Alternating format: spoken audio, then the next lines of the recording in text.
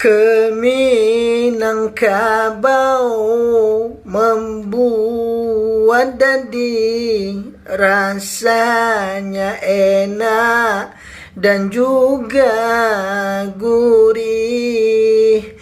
Kisah cintaku perih dan sedih, hanya dianggap seperti buih. Keminangkabau membuat dadi rasanya enak dan juga gurih.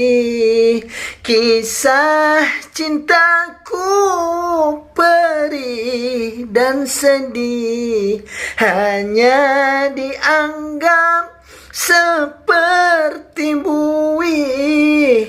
Kisah cintaku perih dan sedih, hanya dianggap seperti buih, seperti buih.